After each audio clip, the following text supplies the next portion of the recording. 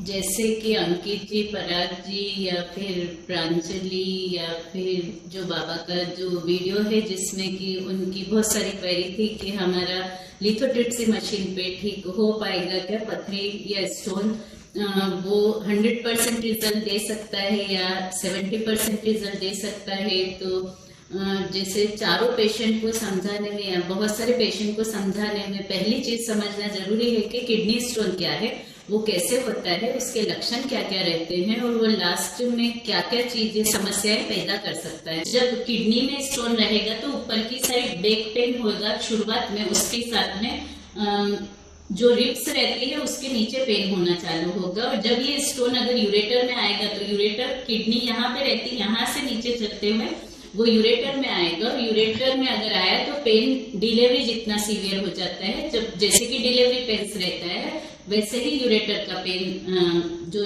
Severe होने लग जाता है। और जब वो स्टोन यहाँ पे अटक जाता है तो वो किडनी में स्वेलिंग कर देगा और किडनी में जब सूज आ जाएगी तो यूरिन यहीं पे अटक जाएगी और जब ये अटकेगी तो बैक प्रेशर चेंजेस देगी, जैसे कि नॉशिया, वॉमिटिंग, और अगर और ज्यादा हो गई तो वहां पे इन्फेक्शन होने का चांस हो जाता है। उसके साथ में जब वो ब्लेडर में आ जाएगा या मूत्राशय में आ जाएगा तो लोअर अम्बिलिकल के वहां पे पेन चालू हो जाएगा। लोअर एब्डोमेन मतलब कि पेल्विस के वहां पेन चालू हो जाएगा। उसके साथ में जब वो बाहर के रास्ते में अटकेगा या फिर दोनों किडनी में अगर स्टोन बना है और वो यूरेटर में अगर आ जाते हैं तो फिर तो आपकी यूरिन बनना ही बंद हो जाएगी। जैसे कि लाहनू बाबा पठांगरे हैं जो हमारे यहाँ आए तो 24 क्रिएटिनिन पे आए थे, उनके 11-11, 12-12 mm के दो स्टोन दोनों साइड के यूरेटर में फंस गए थे, तो एन्यूरिया हो गया था और बैक प्रेशर चेंजेस की वजह से उनको ब्रेथलेसनेस हो गई थी। तो ये कुछ लक्षण हैं जहां जहां के एरिया में, जैसे किडनी में अगर स्टोन रहा तो अलग चेंजेस आएंगे, बैक पेन होता रहेगा।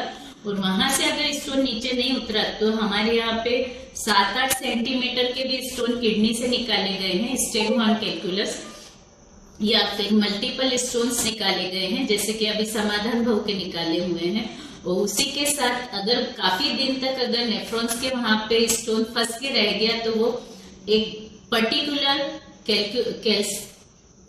किडनी के भाग में ही यूरिन इकट्ठा कर देगा, जिसकी वजह से उतने पट्टे में हाइड्रोनेफ्रोसिस हो। सबसे कॉमन कैल्शियम स्टोन और यूरिक एसिड स्टोन, तो उसमें हमने जानना जरूरी है कि यूरिक स्टोन बनने के कारण क्या है। यूरिक एसिड स्टोन बनने का सबसे बड़ा कारण है प्यूरिन युक्त पदार्थों का अधिक मात्रा में सेवन करना, जैसे कि मीट, अल्कोहल, मिठाई, आइसक्रीम, शुगर वाली चीजें, या मछली का अधिक सेवन करना, या फिर हाई प्रोटीन डाइट लेना जैसे कि मूंगफली के दाने ज्यादा खाना, मट की दाल या तुअर की दाल, हरे भरे की दाल या चने की दाल, बेसन की चीजें ज्यादा खाना, या फिर दूध की चीजें ज्यादा लेना। उसके साथ में ही आलू या फिर साबूदाना ज्यादा खाना जिसमें प्रोटीन ज्यादा है। अगर बहुत ज्यादा मात्रा में वो चीज ली गई तो प्यूरिन का मात्रा ज्यादा हो जाएगा, और जब प्यूरिन की मात्रा किडनी में ज्यादा हो जाएगी और उसके साथ में अगर पानी कम पिया तो यूरिन गाढ़ा हो जाएगा और वहां के नेफ्रॉन्स में स्टोन बनना चालू कर देगा। जब ज्यादा सेवन हुआ तो यूरिक एसिड स्टोन एक दूसरा लक्षण क्या देगा, उसके साथ में थोड़ा थोड़ा पफीनेस ऑफ फेस या पफीनेस ऑफ बॉडी आएगा। जब भी पेशेंट यूरिक एसिड स्टोन के हमारे पास आते हैं उनका लुक थोड़ा फैटी टाइप का रहता है, फूले हुए जैसे रहते हैं, तो उसमें ये परहेज रखें और उसके साथ टेबलेट्स यूरिक एसिड लो करने की चालू की तो आप टाइम के रहते जॉइंट पेन से भी बच जाएंगे और स्टोन की समस्या भी ज्यादा नहीं बढ़ पाएगी।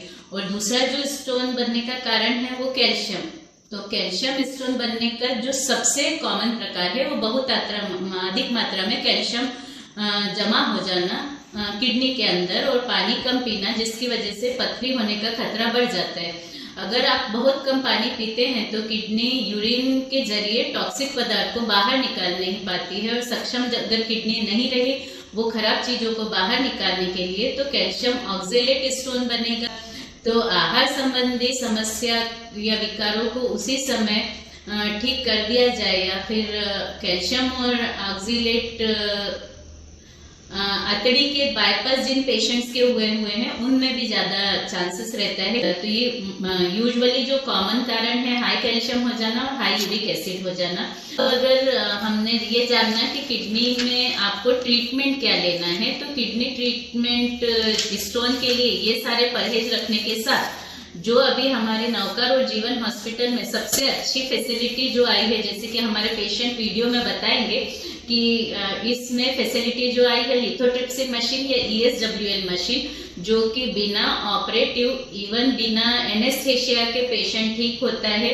जैसे पराग भैया ठीक हुए हैं, जैसे अंकित भैया ठीक हुए हैं, प्रांजलि ठीक हुई है। ऐसे महीने में हमारे 15-20 पेशेंट रहते हैं जो कि केवल ESWL मशीन। तो आप सोचेंगे कि ESWL मशीन ये क्या है? तो ये है एक लिथोट्रिप्सी मशीन जो कि साउंड वेव से काम करती है। हथौड़ी से पत्थर फोड़ा जाता है। हमारी जो मशीन है वो साउंड वेव से स्टोन को 3-4 पीसेस में करती है और उसके बाद हाइड्रोथेरेपी दी जाती है, जिससे कि शॉक वेव साउंड के पड़ने के बाद जनरेट जो होते हैं वेव्स, वो एनर्जी किडनी के स्टोन को तोड़ने में इस्तेमाल की जाती है। और इसके लिए लार्ज स्टोन के लिए जो किडनी स्टोन है उसके लिए PCNL, लोअर यूरेट्रिक स्टोन के लिए URS, ब्लैडर स्टोन है तो आप सिस्टोस्कोपिक रिमूवल कर सकते हैं। ये लार्ज स्टोन रहा तो ओपन प्रोसीजर कर सकते हैं और डायग्नोसिस ऐसे करेंगे एक्सरे, सोनोग्राफी, IVP और CT स्कैन से।